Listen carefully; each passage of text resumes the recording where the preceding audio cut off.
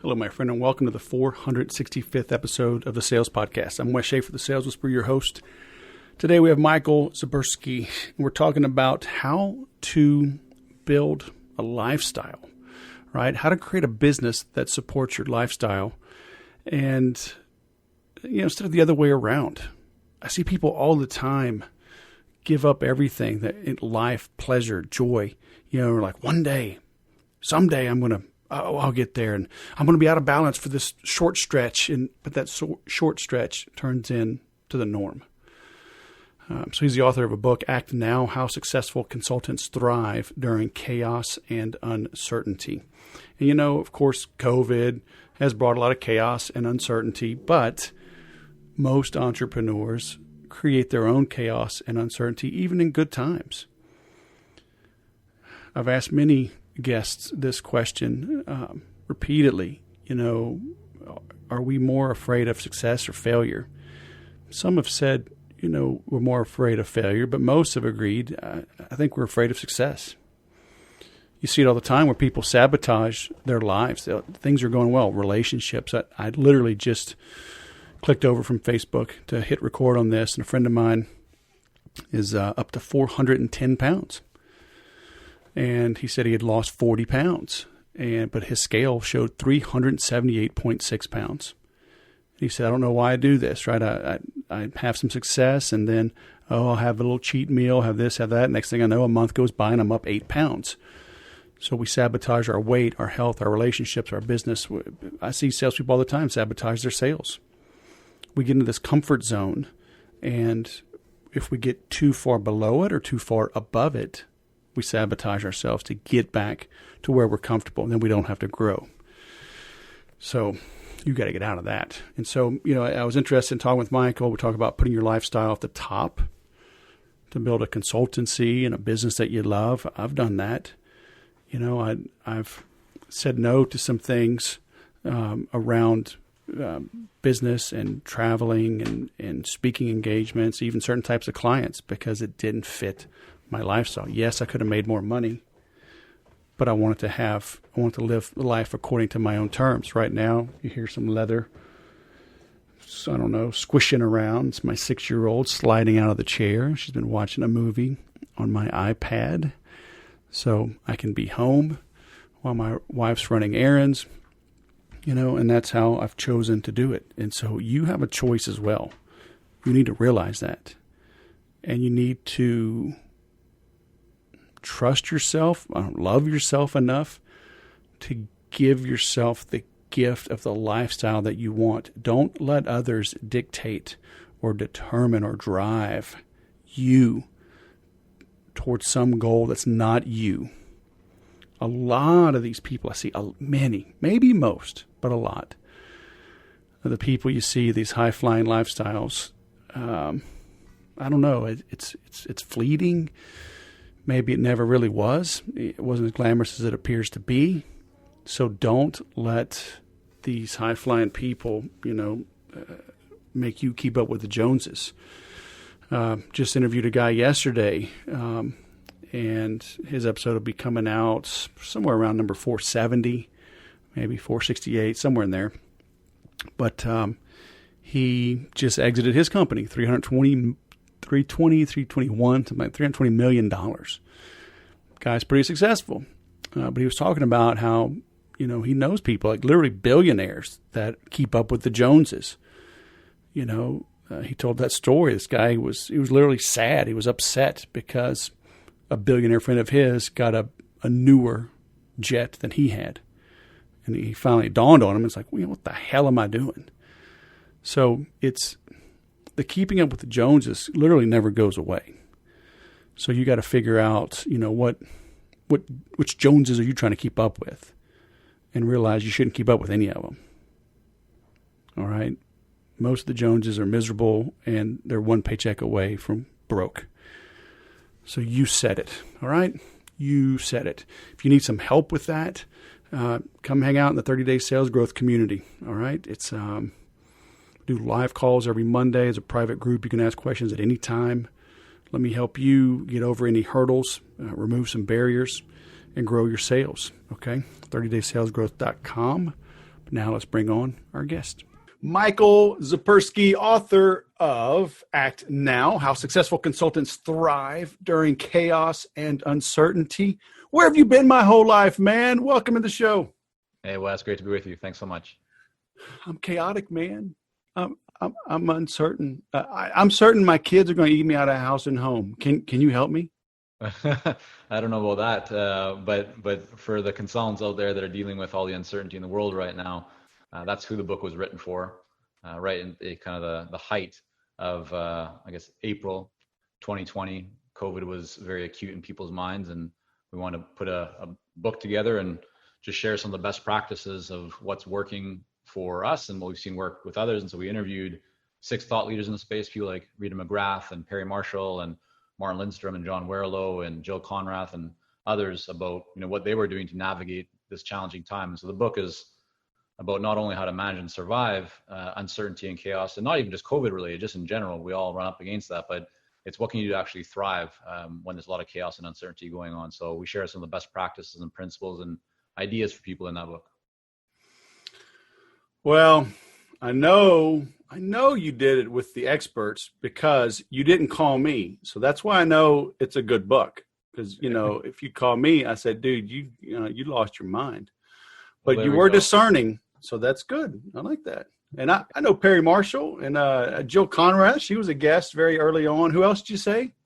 Martin Lindstrom, Rita McGrath, John Werlow. John Werlow wrote Built a Cell. I've got Value Builder System. Yep. I got 2 of his. Yeah, I remember his book. I got the audio book.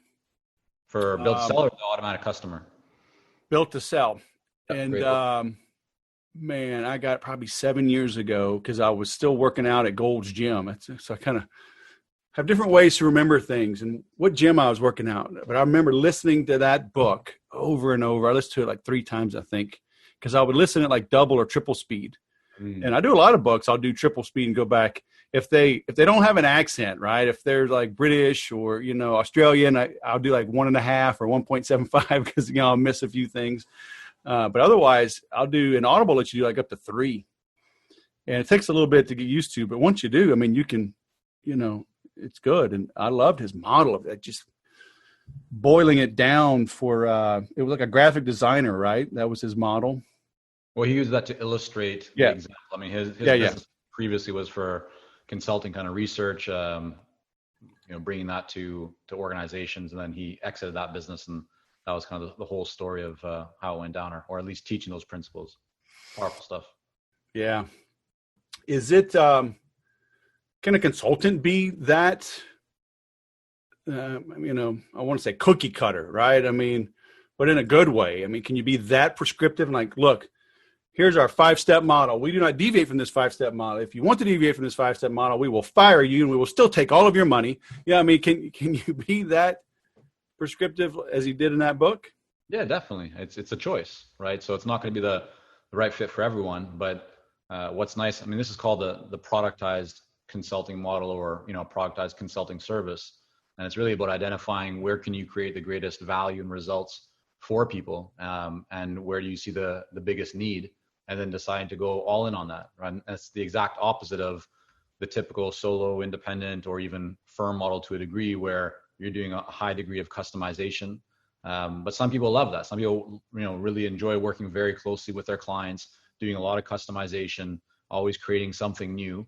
And so for them, productization would not be the right fit. But if you're someone that wants to become a master in one specific area and put better systems and better processes in place, be able to build a team around that, really be able to kind of step away from the day-to-day delivery, then productization is great, because not only does it have high profit margins, but the saying is that complexity doesn't scale, and productization is all about removing complexity and moving towards simplicity. Yeah, but Michael, look, man, my business is different. I'm different. This industry is different. These times are different. I need a different kind of consultant. Well, congratulations. Yeah. Everyone thinks they're different. So really you're not that different. You're the same as everyone else. So you're saying this prescriptive model can help even me because my business is different and I'm different and the industry is different and the times are different?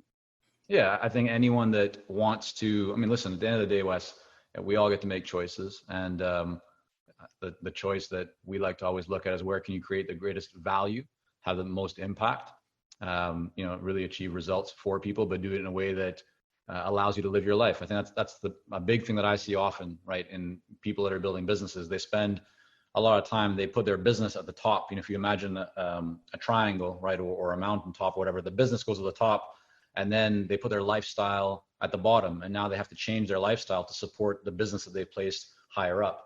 And I'm a big believer that it should be the other way around. You should put your lifestyle at the top, get very clear about what's meaningful for you, what impact you want to have, how do you want to live life, and then put the business below that and structure the business so that it supports the lifestyle that you want to have rather than the other way around. Yeah. Yeah. I mean, that's what I've done. Low stress. And some people thought I was crazy until COVID hit, and they're like, I didn't realize I was living a quarantine lifestyle. But I mean, it's like we didn't miss a beat. The kids are homeschooled. I work from home, go train. It's all good. Yep. And it's so funny, right? Because people want to call me and they want to talk first before. And I probably shouldn't say this. Maybe I'll delete this, but I gotta get it off my chest, man. Yeah, just say it, man. Get it out there. It's like they're talking. It's like you see in the movies when the psychiatrist or psychologist, they have the person lay down. They have them lay down and face away so they don't see them taking a nap, right? Because they're like, just get it off your chest, dude. I'm going to say the same thing, right? Let me show you this. Let me show you that. I'm like, how are your sales? How are your marketing? I'm gonna hit them with the same things that they can't answer, and that's why they need me. Systems and processes and multimedia, multi-step, how do you get their attention? But they feel like they got to get it off their chest. So I just let them, I'm like, okay, now y'all ready to start? Is there a way to shortcut that? Or do they just have to get it off their chest before they can start? Yeah. Well, I don't know what your process looks like right now, but, do you have an application that essentially asks those questions before they even jump on a call with you? Do you, have them do a bit of work? Okay. Oh yeah, I've streamlined things a lot, but still, and it depends on the, are they buying software from me? Do they want me to help them with what they already have? I'll do sales training for mid-sized companies. So that's a little bit of a different conversation, but I still get all the info up front. But, before people spend a decent chunk of money, I mean, I get it. They want to talk a little bit. They want to make sure they're heard. Make sure you really understand my situation. It's like, I understand your situation. You're a human who's having trouble selling to other humans. I got it, but they need to feel heard. Because like when you give them, I assume you got this kind of questionnaire as well, right? Kind of disqualify people if they don't want to play ball, so you don't get in there blind. And, but I mean, they still want to talk through it, right? Well, yeah. If they were buying a pair of socks from you, it would be different. But when they're investing, I'm assuming here a significant amount of money. It's a big investment, and they want to make sure that that it's gonna be the right fit for them. And as you said, that's human nature. There's things that we can all do to try and make that process more efficient, whether it's an application or even before that, the different type of content and ideas that you put out to help people to essentially attract the right kind of people and to push away the kinds of people that you don't want to come into your world. And then there's a time between when somebody fills in an application and actually jumps on a call with you. What information are they seeing, during that period of time? So there's things that you can do, but as you said, at the end of the day, it is human nature. And when people are making investment, like most people, you don't want to throw money around. You want to make sure you're working with someone that you don't only feel can get the job done, but also will get the job done in a way that is going to work for you in terms of culture and how you communicate and how you respond. So that all makes sense to me, but I think there are ways to make that process a bit more efficient overall for people. Yeah. So what are you seeing now in this COVID era? Are businesses more open to consulting? Are they trying to hold on to their money? Do they realize they need to be smart with their money? And maybe now they are bringing in a consultant for the first time ever? Yeah, I mean, consulting is definitely growing. It's been growing kind of year over year, even before COVID. But what's happening right now is many organizations that used to believe or had this kind of mindset. We want to build our in-house team. We want to be under one roof. It's important for sharing of ideas, all that kind of stuff. That's been blown out of the water right now because you can't, in many places, physically be in the same place. And so now when a lot of organizations are looking at, we've had to let go of some team members, or we need to find ways to increase our margin and profitability, and how can we just be more efficient, more effective? And the question then is, well, is a full-time person, is that our most kind of the best investment that we can make? And oftentimes that actually creates more risk, right? You have to commit to a full-time salary. There's benefits and insurance and all these other kinds of things. So it's a bigger decision, and there's also time to find that person, right? Hire that person, train that person. But if you can just find an expert that can come in and hit the ground running right away, get the job done for typically less than it would cost to have a full-time employee, then for a lot of organizations, they're open to that, right? Previously, the one kind of challenge they had in their mind was, yeah, but it's important for us to be under one roof. Well, now that's not the case anymore. And so we're seeing with our clients that are in many different industries all around the world that there's plenty of opportunities. It doesn't mean that there aren't some challenging situations or certain industries that have been more heavily impacted, but overall, there's a lot of opportunity out there for people who are willing to, to get out there and have conversations. And we can talk more about what's involved in that, but there's certainly a lot of opportunities for consultants and experts and advisors, coaches, people that want to help solve problems or to add more value for others. Because one thing's very clear, that's with COVID, people all of our ideal clients had problems before COVID. Now that COVID's here, it doesn't mean that those problems went away. If anything, they have more problems than before, right? And so if you can step up, if you can add value for people, then there's plenty of opportunity. How are you reaching them now? Because I've had some conversations. It's interesting in my weekly sales training group. A guy saying, "Yeah, I'm not getting good engagement on my emails. I don't know if email's working right now." I look at his emails; he's just sending bad emails. Right. Because the guest I just had on before you, he was talking about emails doing better, but you just have to send better emails, right? Video emails. You gotta spruce things up and whatnot, but maybe actually pick up the phone now because people are more open to having a conversation because they're so isolated. But an interesting one thing that did come up in my call today with my group was, I said, send some direct mail, spice things up. He's like, they're all working from home. I don't have their home addresses. I'm like, oh, damn, that's a good question. So what do you like? How are you seeing what's working to actually reach people now? Yeah, I mean, it's actually quite similar to before. It's a multi-channel approach. So it's not just email, it's not just LinkedIn, it's not just direct mail or just podcasts. It's getting in front of people in multiple different ways and different formats. So it might start off with a connection on LinkedIn, and then after that, it might be an email, text, phone call, sending video, email messages. I think the big thing more than ever before, though, Wes, is it's moving away from just simply automation and more to apply as much personalization as you can. Because today, everyone's inundated with messages from people who clearly don't know how to sell because, well, I mean, really what they're doing is they're selling, but with no focus on value, right? We're all getting killed with messages on LinkedIn and email from people who just say, hey, here's what I have. Do you want to buy it? You can tell there's no genuine interest. They haven't taken any time to research who you are and what you might be interested in or what you need help with. And so because of that, most people have put up their guard.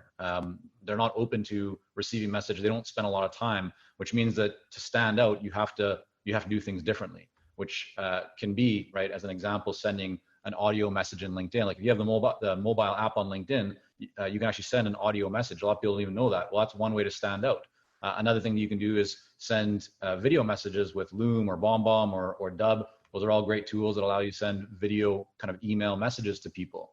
Right? You can just send an actual email that shows that you've done a little bit of research into who they are and you're actually a real person and you're sending that message to them and not to 10,000 other people at the same time. So a lot of this stuff doesn't necessarily scale, although you can make it more scalable because not everything has to be 100% personalized. You can send out an email to 10 people or 100 people and still make it appear very personalized. But it's that appearance, it's that perception that you truly care, that you want to add value, and that you're different than everything else that they're getting. That's what we're seeing works really well. Yeah, I've been banging that drum for a couple of years now. Do what doesn't scale. I mean, like my LinkedIn inbox, oh my gosh, it's so full of just Junk. junk in Yep. my regular inbox, just junk. I'm like, man, do y'all put any effort into this? And most Uh, people don't, because it's effort, right? Everyone's looking for what's the hack, right? What's the shortcut? What can I do to just get out there? And if I get out in front of more people, that means I should I should be able to reach more and have more impact and see greater results. But it's the exact opposite, right? It's getting really clear on who really is your ideal client, and then trying to tailor your message to them and get it to the point where you can have it resonate with them so they want to speak with you. yeah, but everybody was sold the funnel hacking, the easy button. Oh my gosh. So, I mean, you have clients around the world, right? Correct. Is it different doing business? I mean, you're in Canada. Do people in the States, do they care where you're from, or is it, as No. long as you're scratching the itch, they're like, come on. Yeah, I mean, we have clients literally in every continent. Not Antarctica, of course, but we have clients all different places. They're in all different industries. The big thing is, they're reaching out to us not because they're looking for help with their area of expertise. So, as an example, let's say that a client is in pharmaceutical, drug development or distribution, or they're in branding, or they're in marketing to women, or they're in food and beverage. They're not coming to us for help in getting better in those specific industries because they already have the expertise.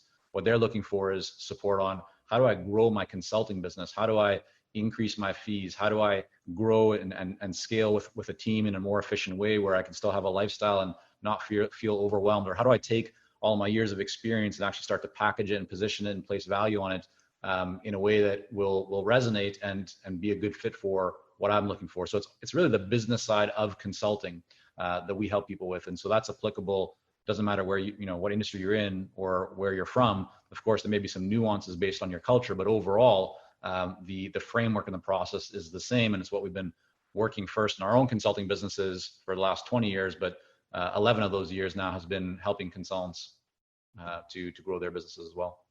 Gotcha. How do you help consultants? How do they determine their pricing? Right? Because I know in the beginning, most people, they underprice their services. Yes. How do you help them determine their worth and believe it? Right? Because it's one thing, yeah, I'm worth $1,000 an hour. All right, well, now you got to go sell that. Right? So, is there a trick there? Definitely. I mean, so it comes down to the value, right? And the value is connected to the value that your ideal client, the future client, the buyer sees. And the way that you identify that value is through having a really meaningful conversation with them, because you can't just say, here's what the value is if they don't agree and see that value as well. And so it comes down to a series of questions that can help for you to identify the value, but then to be able to communicate that value to that buyer. And actually, I was running a boot camp, a virtual boot camp last week over 3 days with people, and we talked about this idea of how to actually achieve greater value and higher fees and maximize the value of every project you take on. And one of the questions that came up was, well, yeah, I mean, it's easy to quantify value when you're saying that you're going to help people to increase their revenue or to reduce costs. I mean, those are through asking the right questions, it's pretty easy to figure out what the impact from a revenue perspective or a cost decrease perspective. Like you can go, okay, this is going to achieve an extra $1 million for you over the next 12 months or whatever it might be. I'm going to charge $100,000 or I'm going to charge $200,000, give you a 5 or 10x return on your investment. That makes sense to a lot of people. But what if you're in an industry where it's not as clear, right? It's as just putting a number or a dollar sign on it. That's a big question that often comes up. And what we went through is a bit of an exercise that shows people that you can always actually identify something more tangible. It comes down to asking the right questions. And we can go into that if you'd like, but really it's about identifying the value that your ideal client cares about and then making sure that you're on the same page with them. And then the final part of that is structuring your compensation in a way that still provides a great return on investment for your client, but that they see in really engaging you as an investment, not as an expense. And you can only do that if you've asked the right questions and gone through the right positioning, so they see you as an expert and they see the work that you're going to do. It's going to put them in a better place than where they are today. Otherwise, if you're charging on an hourly basis or as a project basis and you're just talking about the work, then you're a commodity and then you're the same as everyone else. But if you can have that conversation, really identify the value and then communicate it to them, then they see you as being different. They're excited. Maybe their hands shaking when they pass that check, but they're yeah. And these days, of course, not many checks going around, but really, they're excited because they know they're going to be in a better place going forward. It's an investment. Yeah. And do you, like, when somebody's getting new into this, before they're really known, and have like this big long track record, because usually somebody is good at what they do in a field, right? Then they become a consultant in that field. Mm-hmm. So I could have been a great IT person, for 20 years, leading big infrastructures and blah, blah, blah. But now I'm a consultant, right? Maybe I was making $100,000 as a top-notch employee. But now, I need to go make $200,000, gross to make it worth my while to be out on my own. Mm-hmm. So how do they get those initial customers, right? And should they go for like a 1-year consultation, or, get some early wins, like on a 90-day, basis, or how do they get started? Yeah, it's a great question, Wes, and there's no one answer because it really depends on everyone's situation. I can tell you that I typically don't recommend that people go off and get a big, 1-year contract with one client that eats up all their time, because then they're not a business owner. They can call themselves a consultant because they're doing consulting, but they're not a consulting business owner. No, they just traded jobs. Yeah, exactly. And that might work well and might be great income for them for a period of 1 year if all goes well. But then when that finishes, they have to restart all of their efforts to try and get new clients. But oftentimes it doesn't go as well as they'd hoped. And now they're unexpectedly, without any income coming in. And so diversification is really important. It's a lesson that I wish I would have learned when I first started 20 years ago, because I certainly kind of made that mistake of putting too many eggs into one basket. But in terms of how you go about getting clients, that's a big subject. And the first thing to do would be to look at the low-hanging fruit around you. So who do you know, or who do you know that can connect you to different people? The other is, what can you do to demonstrate your expertise, to demonstrate how you can help people? And that comes through developing intellectual property, content. So that could be videos, articles, a podcast, all kinds of different things that essentially sells for you without you having to sell. And that's a longer term play, but you take that and then you layer it on top of doing direct outreach, which is getting in front of your ideal clients and then making sure you're following up consistently with them. Then that's how you build a pipeline, right? You get very clear on who your ideal client is, and then you find every way that you can to get in front of those people with the focus of serving and adding value. And you keep doing that. You keep checking in at some point, right? As long as you're hitting the right mark with your message and what it is that they need, even if they don't need it at this exact moment, a small percentage of those people at any given time will need what you have to offer. And as you keep building your pipeline, you're going to have a higher overall number of people, even if the percentage remains the same, that then need what you have. Where most people fall down is they stop the follow-up, right? They stop getting in front of people. And so they're always having to kind of restart and look for the new people and say, oh, this doesn't work. But it's just because they haven't continued to work it. So that's what I would say to people is, start with the low-hanging fruit, look at where you can get in, even if that means if you're just getting started, you have to do something at, for less money than what you would initially like to. But that's okay, because you're going to build up a great case study, a great testimonial. And if you do great work, you'll be able to typically get more work with that same client, or you can take that work you've done, turn it into that case study, and now leverage it to go off and get more clients using that case study. And that one client, even if they were paying you less than what you'd like, you'll be able to leverage that and create a lot more income from that. So I love all that. I agree. You got this IT person, right? 10 years, 20 years. They were an employee, and they were great at IT. Yep. And now you're telling me, oh my gosh, I need to create IP. I need to make a YouTube video. What? I got to send emails, letters, got to leave a voicemail. Oh no, man. I'm an IT guy. I speak hexadecimal. I don't know if I can do this. Yeah. Well, so I'm not saying you have to create a YouTube video, just to put that on the record. But so first of all, we have a lot of clients who have a technical background, who consider themselves to be introverts. The idea of marketing and selling is very uncomfortable for them. So I totally get that. I empathize with that. But there's a couple of things with this. Number one, you might be able to transition from your current employer to actually become your first client. And so that could be a good starting point.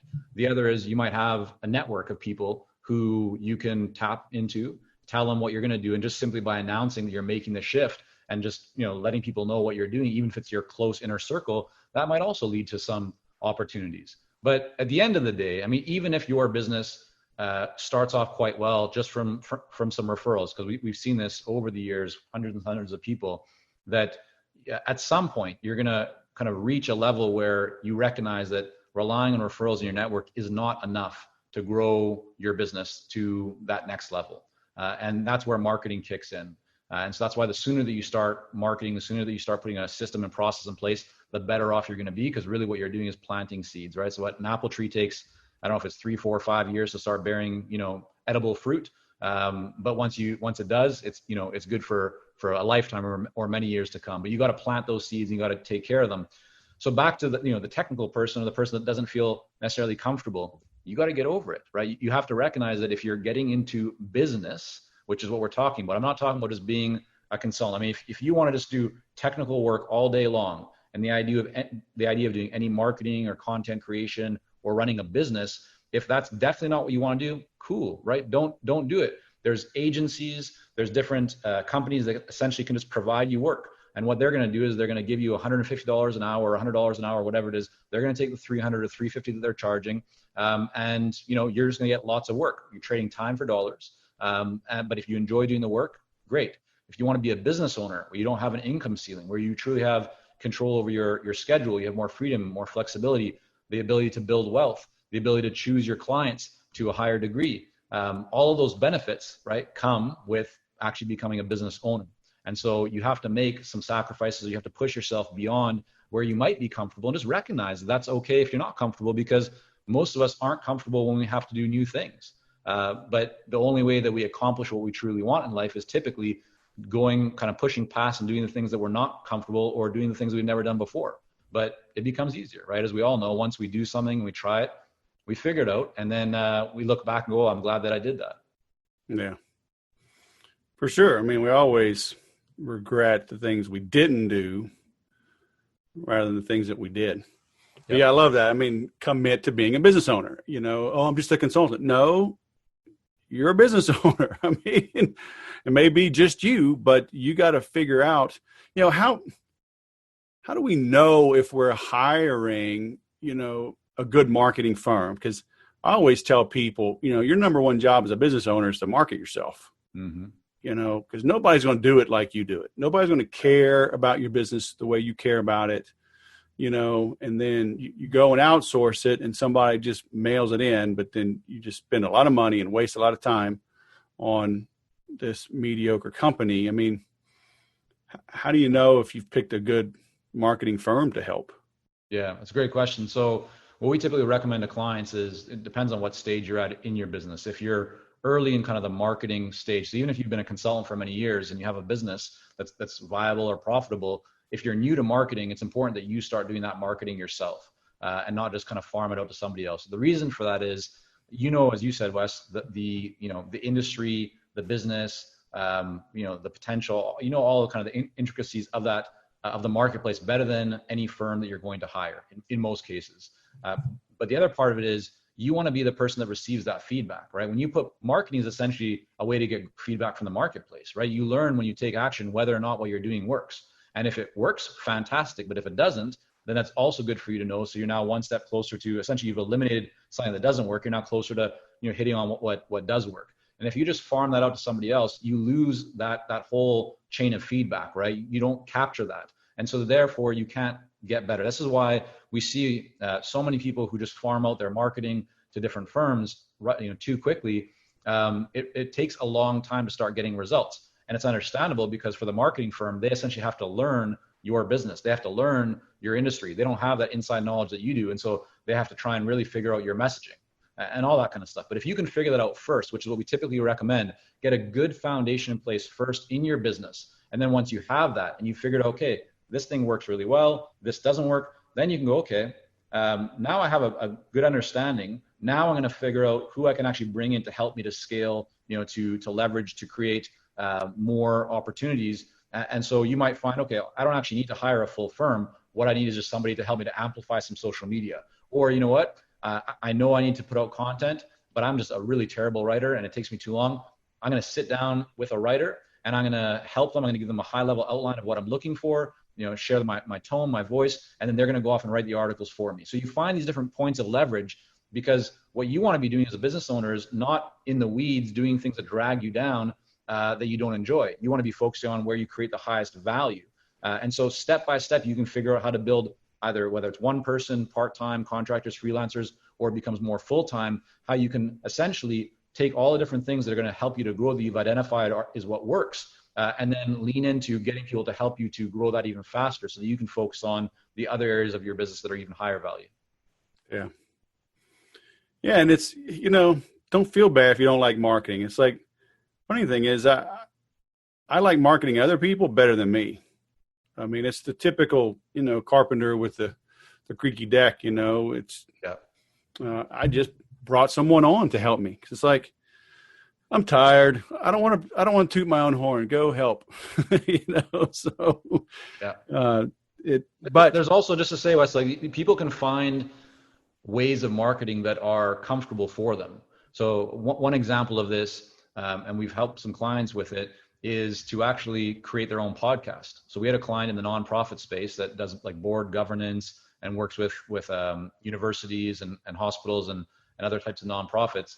And he went off and he started a podcast. Now, the great thing about a podcast is, even if you don't like to necessarily toot your own horn and go out marketing and doing sales, well, here with a podcast, you go and you invite your ideal clients to come on as guests. Most of them are going to say yes, because everyone has, an ego and they like to be featured and have their brand and their work being featured. And so now you're face to face, or, Zoom to Zoom, screen to screen, right? Having a conversation with an ideal client. And you're not doing it from a place of selling. You're doing it from a place of adding value and shining the spotlight on them, which obviously they appreciate. But there's going to be a natural transition after that interview where they say, hey, so tell me more about what you do. And so this client of ours who did this, he went off and I think he did 7 interviews before he even launched his podcast. He had 7 interviews, and 5 of those interviews turned into clients for him. So if you just enjoy talking with ideal clients, right, a podcast could be a great thing for you. Or maybe it's a webinar, or maybe it's doing some little roundtables, or maybe it's writing articles, or maybe it's doing videos. There's no one way to do things. It's about finding, what are your strengths, and as long as that it can work for your audience, then lean into it and do more of that. Yeah. Yeah. Amen. I mean, do what you love, huh? Especially if you're good at it, it'll come out in the wash, for sure. So do you help them with contracts and stuff? Because over 12, 13 years, I've gone from very super duper complex statements of work followed by the actual service agreement. And now it's like, I got a very good template. Yeah. It's several pages, but most of it's the template. Mm-hmm. And, I'm writing 1 or 2 new pages, bullets, same layout, super quick. Do I need to cover my butt better, more complex contracts, or is simple better? We definitely prefer simple. We help our clients. We have a whole training around proposals, and we give them templates and all that kind of stuff that has worked really well for us and hundreds of other clients that we've worked with over the years. But again, we're not lawyers, right? We can't provide legal advice or financial advice. So we show what works. We give best practices, and then we do reviews and critiques and discuss proposals and opportunities with clients to help them to maximize the value of the projects and to make them more successful. But there are certain industries and certain situations that are different. You work with, for example, a public organization, say a government. Well, in most cases, not all, but you're going to have to go through an RFP process, and you're going to have to. One of our clients is in that space, and they have a full-time person on their team that just simply their only job is doing RFPs, right? They're just sending out RFPs all day long, but it works for them. So everyone's different. We have other clients that go in with literally a 1-page kind of agreement, and that's all they need to sign, $50,000 to $300,000 engagements, and they're good. But certain organizations, you're going to have to go through from a proposal to a statement of work, right, to making sure that you're an approved vendor and going through procurement. So there's no one size fits all, but there are some guidelines and best practices that can help people to just increase their chances of success. When do you know it's not working, and how do you end it early? When what's not working? Let's say it's just not a good fit. Something comes up. Maybe the client's a jerk. Maybe you misunderstood the need. Like, whoa, this is like, I got a client right now. They brought me on to help them with Infusionsoft, and boom, boom. I just did a 30-day. And look, this thing, I'm like, from what I'm seeing, my part, I'm done in a month, but it was relying on other people. Right now we're 3 months later, and we don't have to end it, but I'm like, look, dude, you're now plugging in like 3 other tools and custom coding. It's like, I don't do that. I've got people that do that, but it's like, this thing is really dragging on. And so kind of two questions, right? How do you avoid scope creep? And then how do you just get out of an agreement when it's like, look, this is just not a fit. Hey, maybe they're just jerks. Maybe the business changed. Maybe you signed it in January and COVID hit in March. You're like, dude, I feel bad sticking around, like, because things have changed and I'm not the best person for this situation. Yeah. It's always best to deal with this before it happens, right?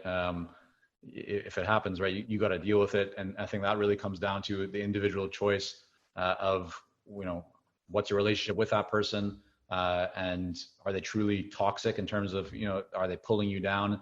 And is that now energy that you can't, you don't have to grow your own business, or you can't serve other clients because you're spending so much time on this project? And so again, case by case situation, we're very focused on relationships and adding value and thinking long-term, and not, looking at every interaction with a client as a true relationship, as a family or a close kind of friend, rather than a short-term transaction.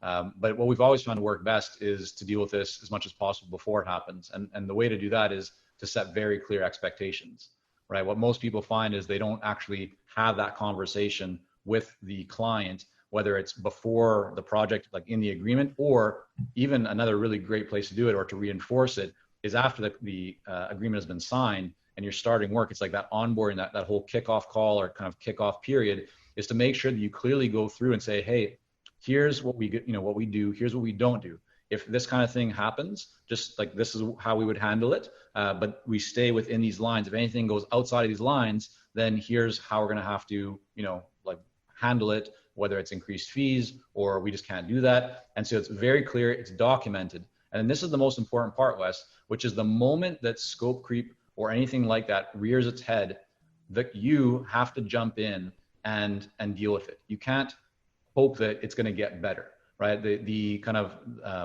the metaphor, the imagery I often share with clients is, imagine, with kids, that your kid starts jumping on your sofa, and they're pulling the curtains and doing all kinds of crazy stuff, which my daughters love doing. But then if you don't say anything to them, then the next day, let's say they're doing it again, and now you get upset and you say, hey, stop that. What are you doing? Why are you jumping around? Why are you pulling that? They look at you and say, well, Daddy, you didn't, I was doing it yesterday. You didn't tell me that was wrong. Right. And so now it's very hard for them to understand. So it's the same with clients. Like, clients are like children.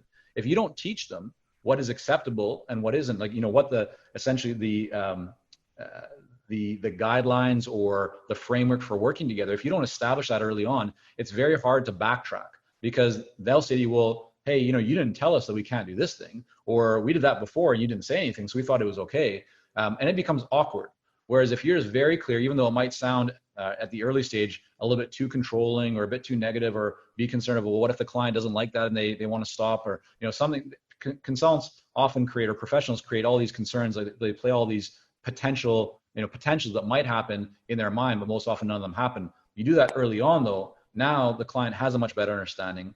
They actually appreciate and respect that you have a way of operating, you have a system, you have a process that tells them that you've done it before, because you say to them, hey, we don't do that stuff because people don't, you won't get great results, or it takes us off the project and we won't focus on the core thing. So if that ever happens, we'll let you know. We'll want to bring it right back to the main focus. You do all that ahead of time. And then if it rears its head, then you can jump in and say, hey, you know what? Remember we talked on that day on the kickoff, we went through and we said, if that kind of thing happens, well, it seems like it's starting to happen. So it's really important that we stay focused. And now the client goes, oh yeah, you're right. Thanks for reminding me. Or they at least understand. Whereas if you don't address it and kind of goes unchecked, it becomes a much more kind of convoluted and challenging conversation to have. Are they listening in the beginning, or is it, yeah, okay, yeah, sure. Yeah, fine. Let's go. Let's get to work. I mean, I guess as long as you've documented it, it's good, huh? Yeah, you have to document. Like, you have to have it in written form that you can review together, whether you're reviewing it on a Zoom call or in person and going through it. Each party's provided with it afterwards as well. But I mean, this is the job of the professional, is that if you have a sense that your client is not listening, they're not paying attention, they're checking their phone, or they're just kind of, not clear, you got to pull them in. There's a reason why they hired you. It's because they see you as the expert, the advisor, the person, they're trusting in you. If you just let them off the hook, if you don't provide that guidance, if you just kind of back off and go, oh yeah, I won the business, I don't want to rock the boat now, they're going to lose respect for you, right? They're looking to you because of the guidance and the leadership that you've brought to that point. Don't let up just because they've become a client. You have to keep bringing that over and over again. Clients respect that, right? I mean, I've seen every CEO, every senior executive that I've ever worked with, when I have a hard kind of a direct conversation, or I remind them about things, or I keep following up with them, they'll always say, thank you so much for sharing that with me. Because you got to keep in mind, most executives have people around them all day long that just say yes to them, right? They don't want to rock the boat. And so for you to be direct and honest in a way that shows, of course, in a friendly way, but shows that you care and that you value the relationship and you really are committed to the best outcome for them, they appreciate that, because they see you as a peer. They don't see you as some commodity, person there just doing the work for them. And they respect that. And that's where you can build a strong relationship on. Yeah. How do you give them the bad news? Right. Like right now, it's this same client. It's like, he's got bad people, or he doesn't have bad people. He's got the wrong people in the wrong positions, or there's too much on their plates. Mm-hmm. And that's why a 2-week project has scaled up, and 3 months later, right, we're still tweaking things. Yeah.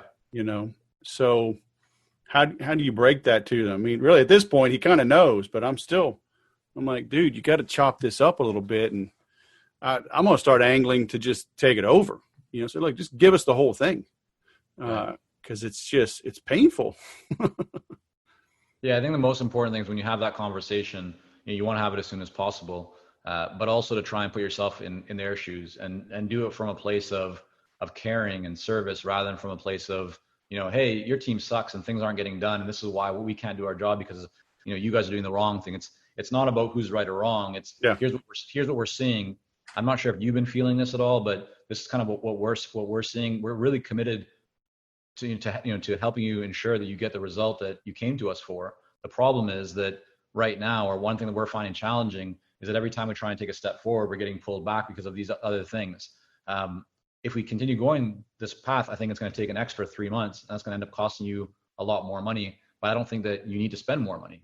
Instead, here's what I see and what I suggest. We need to do these 3 things, and if we do them, it'll help in these ways. What do you think about that? Right? So you get collaborative with them. You try and create a solution together that is in their best interest. And now they appreciate you bringing that news. They're not even viewing that as you being right and them being wrong. It's just, okay, this person is a trusted advisor. They see an issue. They're looking out for my best interest. They've told me that they could charge me more if we keep doing things the way that we're doing them right now, but they don't want to charge me more, right? They actually want to try and get me a resolution faster and save me money. Well, I really appreciate that. So that's the kind of positioning and dynamic that really works well in most cases. When do you, if you've got them on this, 90-day agreement, right? So I'm landing my first couple of gigs. All right, I'm making some money. Maybe able to make it on my own. Got a good client, good project. Man, I'd sure like them to renew for another 90 days. When do you start having that conversation? So, I mean, you have that conversation before you even start the first project, in the sense that you want to plant the seed of what your typical engagements look like, and how you're able to get the best result for your clients. So it's not, hey, we're just going to come in like 3 months, 90 days, and then we're gone. Hope that you can figure out how to swim by yourself. It's, let's start with, we typically, with most engagement with our clients, they see the best results when we come in and we work this process, go through this system together for 90 days. At that point, here's all the different things you'll have in place. And you can decide to kind of go off and just continue going, yourself with your internal team. Or what many of our clients like to have is, then once we have these first, 3 things done or whatever it is, then we can work on the next and just kind of keep building together. But that's optional. So right now, we're just really talking about the first 90 days, and we can have that conversation, about ongoing work as we move through the project and see what's going to be most needed for you, or what would be most helpful. So you plant that seed early on. But then the other thing that's really helpful, especially when you have projects that are kind of a monthly ongoing basis, is to make sure that you're reviewing with the client constantly. So let's say you're doing a monthly review, which would be good, if not more often. There's three things that I always like to cover. It's kind of 3 parts to a client meeting or to a review. So the first is past, then the second is present, third is the future.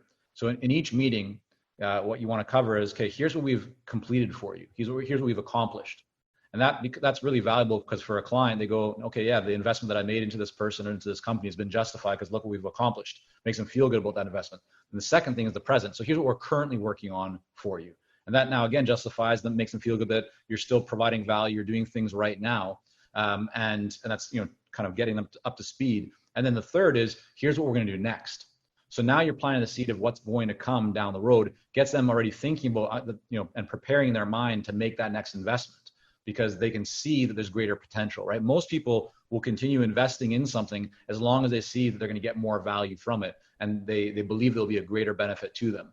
But if you just wait until everything's done, and then you almost have to restart the engine to try and get more momentum. But if you have that kind of review where you're covering those 3 stages at each kind of step, then that momentum is just going throughout, and becomes a very natural transition where the client is already talking about what they want to be doing in month 4, 5, and 6, even when you're still in month 2 or 3.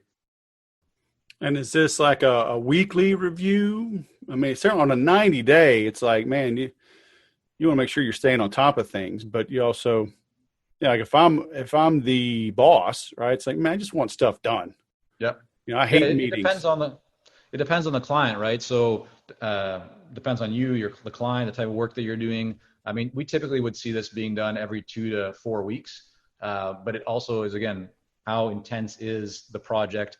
Are there a lot of moving parts? Is a weekly review maybe more necessary? And then if it is, then great. I mean, really, if you look at this and break it down, there's some organizations that do this on a daily basis, right? They're talking about like the daily kind of standing huddle. Each morning you get together and you talk about, okay, what did you guys get done yesterday? What are you doing today? Any challenge, anything you want to share? It's the same concept, but you're taking that and you're making it a little bit more formalized to kind of go over past, present, and future. And it can be as simple as a 1-page, like when I, with clients, when I was working on a retainer base with a lot of consulting clients and we were meeting in person, I would bring a 1-page sheet, sometimes 2 pages, and it would just be broken down in bullet points, past, present, future. And I would just use that to kind of walk through the client.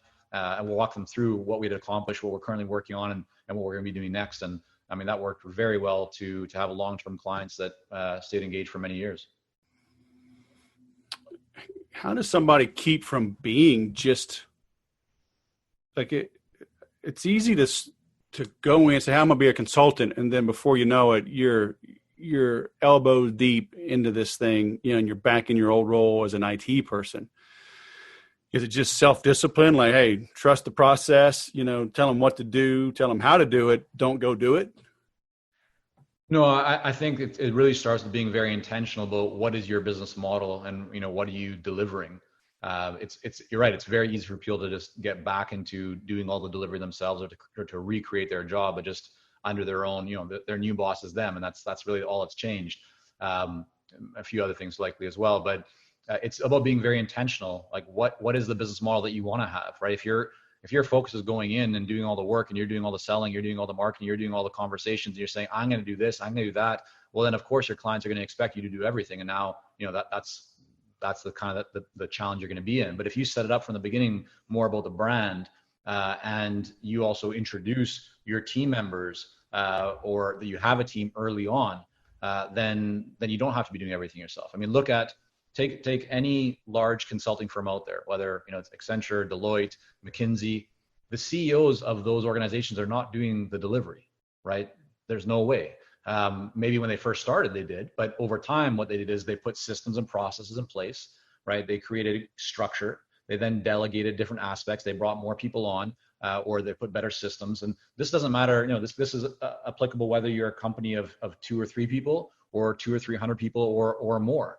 But it's about looking at how do you want to grow your business. And again, what is the business model that works for you? Some people want to do all the delivery, and that's fine. But other people want to shift to working more on strategy, more on vision, more on the business and the growth. And if that's what you want to be doing, then you can't be doing delivery all day. And so you need to make that shift, and you need to be very intentional about it. But you can't dabble. You can't go, yeah, I want to do that, but then this person really wants me, and it's gonna be lucrative. Okay, I'll just do it, right? Because then you're trapped. You become a prisoner in your own business. And if that's not what you want, then it's really important that you make that decision to say no, and to restructure what you're doing and make the right kind of shifts that support that, and then stay consistent with it. Yeah. Very cool, man. Well, I don't want to pick your entire brain. Well, I kind of do, but that would be rude. We can get your book, huh? If we want to continue picking your brain.